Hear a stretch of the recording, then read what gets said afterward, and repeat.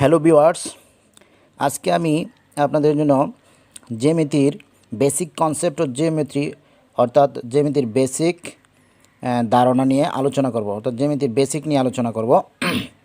অবশ্যই ভিডিওটি শেষ পর্যন্ত দেখবেন, কারণ জ্যামিতিতে আমরা অনেকেই আছি অনেক দুর্বল, যাতে সেই দুর্বলতা কাটানো যায় সেজন্য ভিডিওটা অবশ্যই শেষ পর্যন্ত দেখবেন। এই বেসিক কনসেপ্টটা যদি ভালো হয় তাহলে জ্যামিতির কোনো সমস্যা থাকবে না। সেই সাথে এটা পরিমিতির তো কাজে লাগবে, সেই জন্য পরিমিতির অঙ্কগুলোর জন্য এই জ্যামিতির ধারণা থাকতে হবে। তাহলে খেয়াল করেন,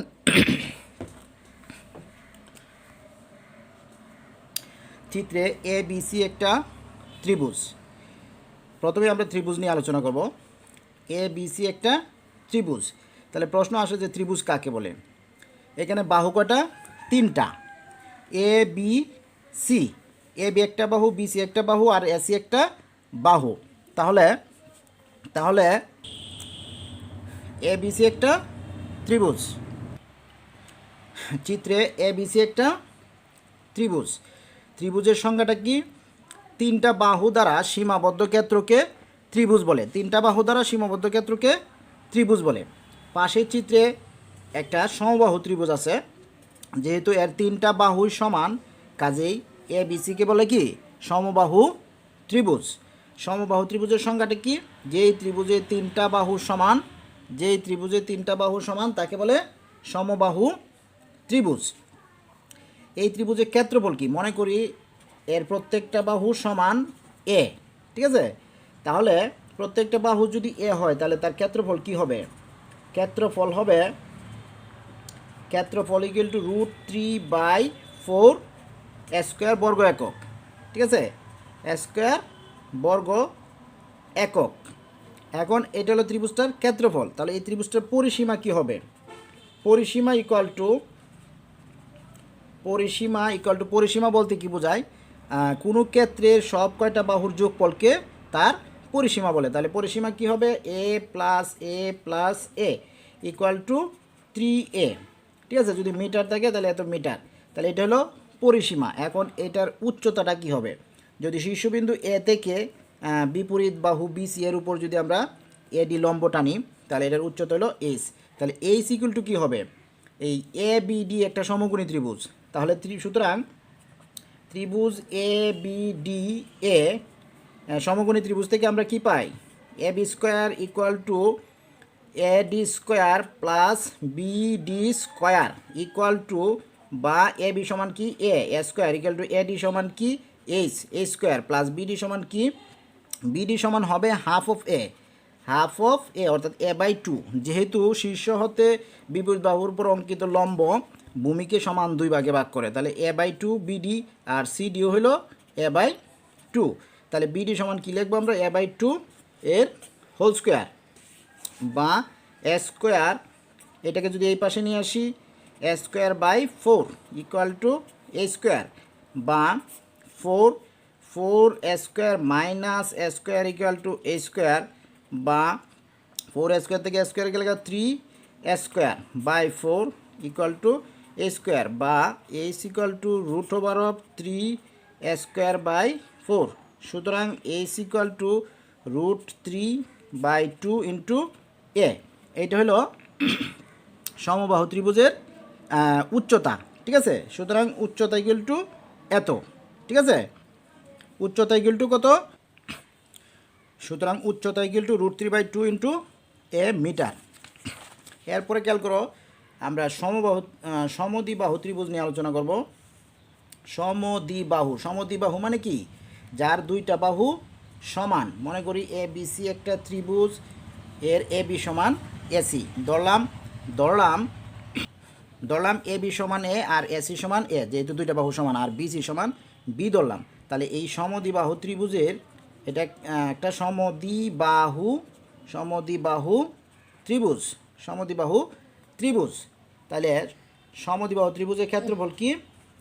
এটার ক্ষেত্রফল হলো, সমদ্বিবাহু ত্রিভুজের ক্ষেত্রফল দুইটা বাহু সমান আর একটা বাহু ভিন্ন। তাহলে b/4 √4² মাইনাস বি স্কোয়ার, এটা হলো সমদ্বিবাহু ত্রিভুজের ক্ষেত্রফল। এখানে একক যা থাকে তা দিয়ে দিবেন। এরপরে এটার পরিসীমা কি হবে? এটার পরিসীমা হবে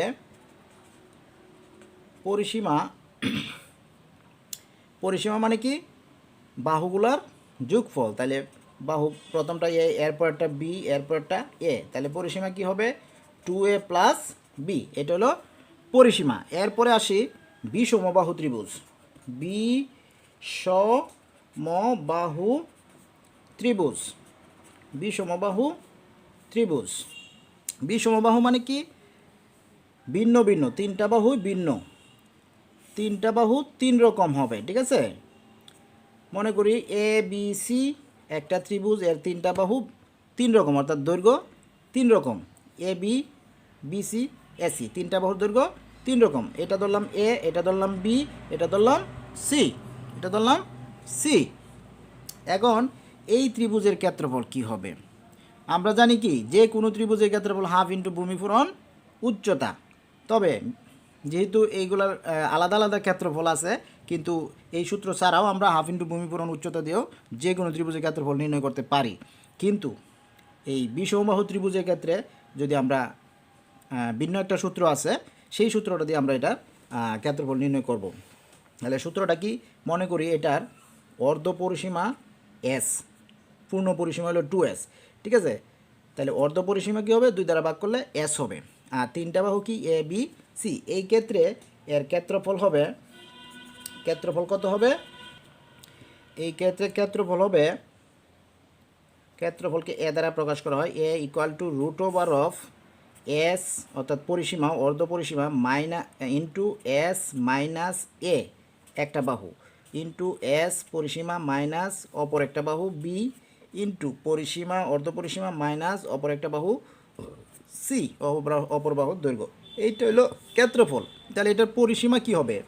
এটার পরিসীমা হবে, আগেই বলছি পরিসীমা মানে কি তিনটা বাহুর যোগফল। তাহলে এটার পরিসীমা হবে A plus B plus C, ঠিক আছে। এইটার পরিসীমা হলো এ প্লাস বি প্লাস সি। এরপরে আসো বর্গক্ষেত্র। এরপরে আসো বর্গক্ষেত্র।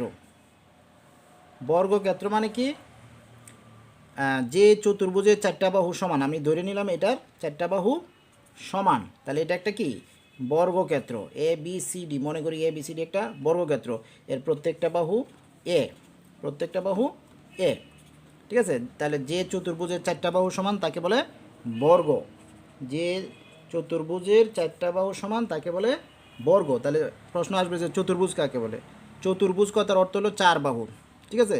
যেই ক্ষেত্রে চারটা বাহু থাকে তাকে বলে চতুর্ভুজ, ঠিক আছে। এখন এই বর্গের ক্ষেত্রফল কি? বর্গের ক্ষেত্রফল হলো তার বাহু স্কোয়ার।